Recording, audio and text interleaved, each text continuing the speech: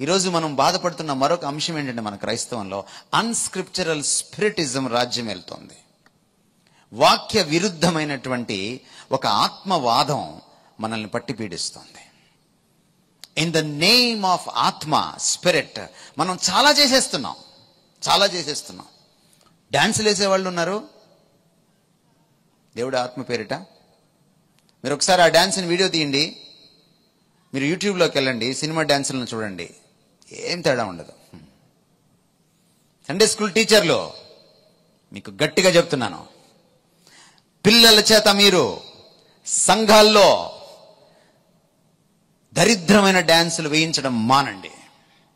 మీకు శ్రమ, దేవుని ఉగ్రత మీ మీదకి రాకముందే మానండి ఈ విషయాన్ని. మీకు శ్రమ. మీరు కొరియోగ్రాఫర్స్ కాదు. మీరు కావాలంటే కొరియోగ్రఫీ చేసి రండి, ఒక కోర్సు, సొంత కొరియోగ్రఫీని సృష్టించండి, మిమ్మల్ని మెచ్చుకుంటాం. అక్కడ ఇక్కడ కాపీ కొట్టి సినీ ఫక్కీలో ఇక్కడ తీసుకొచ్చి పిల్లల్ని డ్యాన్స్లు వేయిస్తుంటే, అపంశుభం తెలియని ఆ పిల్లలు డ్యాన్స్ చేస్తుంటే తల్లిదండ్రులు సిగ్గు లేకుండా వీడియోలు తీసుకుంటున్నారు. You think that is great. ఇది వాక్య విరుద్ధం. ఇది డాన్స్ వేయడానికి ఇవ్వలేదు ఈ వేదిక దేవుడు మనకి. ఆత్మలో దావీదు డాన్స్ వేశాడు అని మీరు చెప్తారు. దావీదు అంత సీన్ మీకు లేదు. దావీదు దేవునికి హృదయానుసారుడు. మీరు హృదయానుసారులా? మీకు అంత ఉందా దేవునిలో? మానండి. తల్లిదండ్రులు వీటిని ఎంకరేజ్ చేయడం మానండి. సండే స్కూల్ టీచర్ మీకు చెప్తే, మా బిడ్డని నేను పంపించను డ్యాన్స్ వేయడానికి, చెప్పండి చర్చిలో. మీరు కావాలంటే ఏ కళావేదికలో డ్యాన్స్ వేయడానికి మీరు బిడ్డను పంపించుకోండి, మాకు సంబంధం లేదు. కానీ చర్చిలో డ్యాన్స్ వేయడానికి వీలు లేదు. ఆత్మ పేరిట డ్యాన్స్ వేయడం, ఆత్మ పేరిట అరవడం, ఆత్మ పేరిట గందరగోళం చేయడం, దైవజనులు అరవడం, కాంగ్రిగేషన్ అరవడం, దానికి మ్యూజిక్ వాళ్ళు జత కలవడం, ఈ మ్యూజిక్ని బట్టి వాళ్ళు పైకి వెళ్ళడం, ఇదంతా ఆత్మకార్యం కాదని మీకు మనవి చేస్తున్నాను ఈ సాయంత్రం. ఆత్మకార్యం ఎప్పుడు కూడా క్రీస్తుకు విరుద్ధంగా, ఆయన వాక్యానికి విరుద్ధంగా ఉండదు. గమనించండి, ఆత్మ వచ్చినప్పుడు ఆయన కనపడ్డు, క్రీస్తే కనపడతాడు. ఈజ్ లైక్ ఎ ఫోటోగ్రాఫర్ ఎప్పుడు ఫోటోలో పడ్డు. గుర్తుపెట్టుకోండి. ఆత్మ ఎప్పుడు తన్ను తాను మహిమపరచుకోడు. క్రీస్తు చెప్పాడు చాలా స్పష్టంగా యోహాను సువార్తలో, ఆయన నన్ను మహిమపరచును. కుమారుడు ఈ భూమి మీద జీవించినప్పుడు తండ్రిని మహిమపరిచాడు. కుమారుడు వెళ్ళి ఆత్మను పంపించినప్పుడు ఆత్మ కుమారుణ్ణి మహిమపరుస్తాడు. If you don't see the character of Christ in a church, in a congregation, in a man of God, then you must understand that it is not from the Spirit. Another spirit is reigning over there.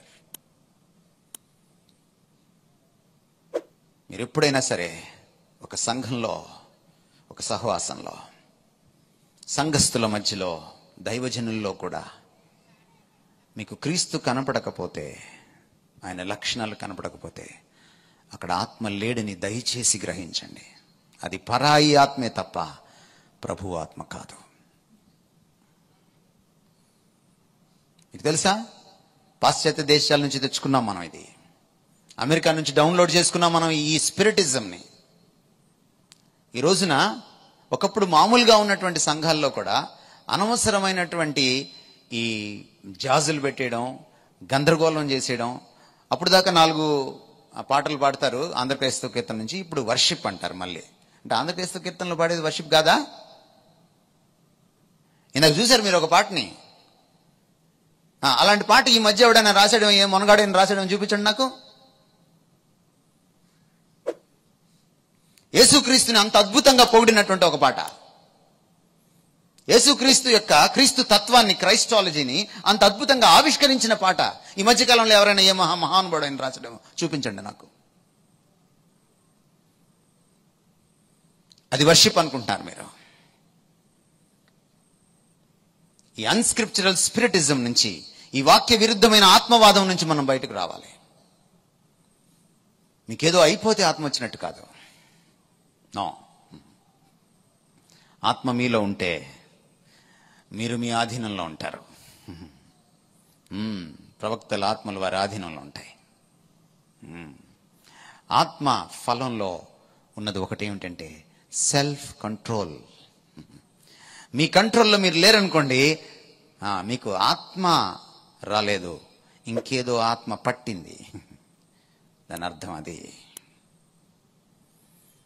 పరిశుద్ధాత్మ దేవుడు ఎక్కడుంటే అక్కడ స్వేచ్ఛ ఉంటుంది.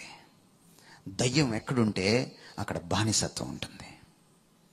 దయ్యం పట్టినోడిని చూడండి మీరు, అది వదిలేసి వెళ్ళిపోయిన తర్వాత వాడు ఏమంటాడు?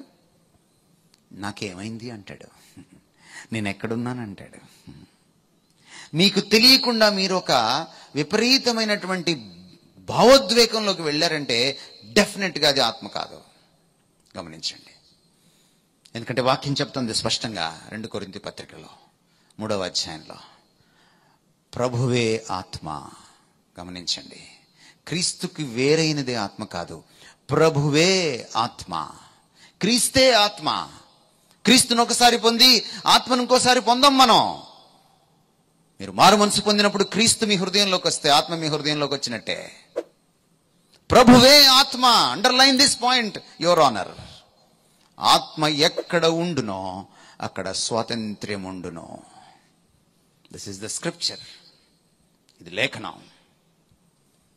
ఆత్మ గురించి అర్థం కావాలంటే మీరు ఒక చర్చికి వెళ్తే తెలియదు, ఒక అనుభవం వస్తే తెలియదు, వాక్యం చదివితే తెలుస్తుంది. క్రీస్తు గురించి, తండ్రి గురించి, ఆత్మ గురించి తెలియచెప్పేది వాక్యమే, మరొకటి కాదు. అందుకని క్రైస్తవులు అర్జెంటుగా చేయాల్సిన పని ఏంటంటే వాక్యంలో వాళ్ళు నిష్ణాతులు కావాలి.